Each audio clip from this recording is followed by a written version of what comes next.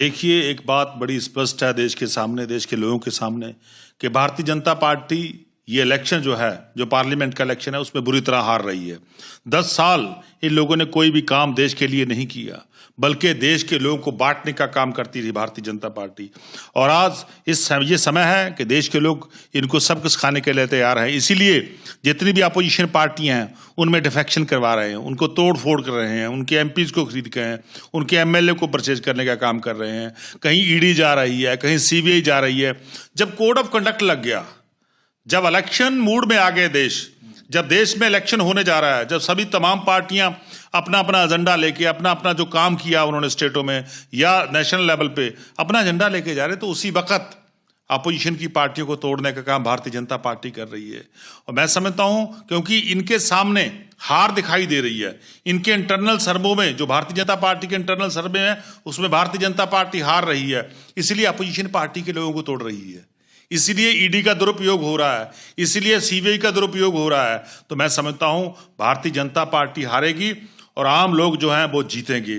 क्योंकि जिस संविधान को तोड़ने की कोशिश कर रही हैं, वो संविधान हमारे बुजुर्गों ने बनाया था। बाबा साहब भीमराव अम्बेडकर जी ने ये संविधान बनाया, उसको तोड़ने का यत्न भारतीय जनता पार्टी कर रही है। संविधान को खत्म करने का यत्न भारतीय जनता पार्टी कर रही है। और दूसरी तरफ आज देश का लोकतंत्र खतरे में है।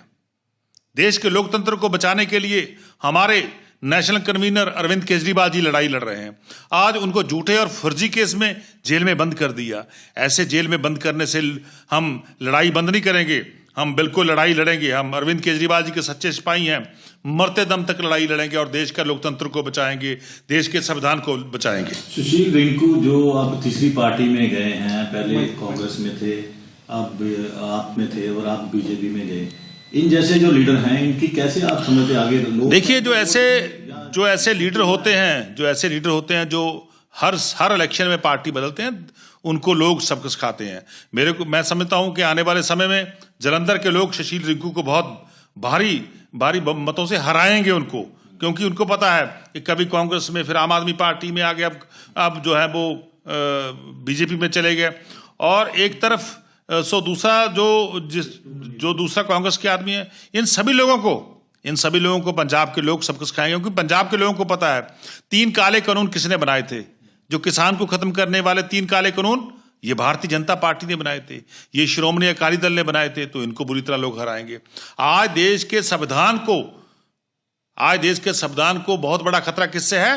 भारतीय जनता पार्टी से है। आज देश को, लोकतंत्र को खतरा किससे है?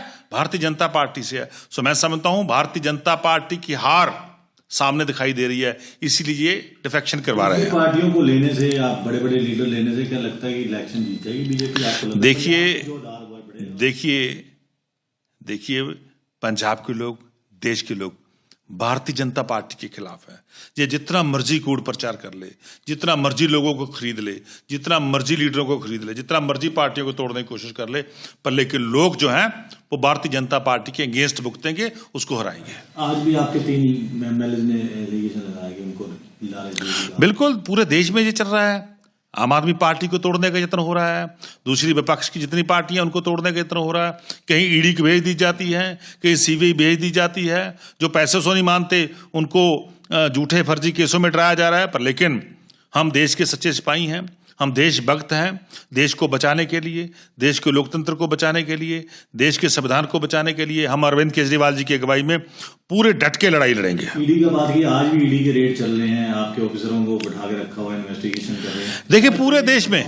देखिए, पूरे देश में दबा की राजनीति चल रही है कि दबा के लोगों की आवाज को दबा दो। जो बीजेपी के खिलाफ बोलता है उसकी आवाज को दबाने का काम भारतीय जनता पार्टी कर रही है। कहीं ईडी भेज देती है, कहीं सीबीआई भेज देती है। जेलों से बंद करने से देश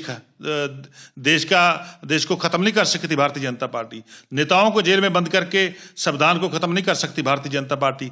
देश के लोग एकजुट हैं और मैं समझता हूं भारतीय जनता पार्टी को पूरा जोर का झटका देंगे और भारतीय जनता पार्टी को लोग हराएंगे।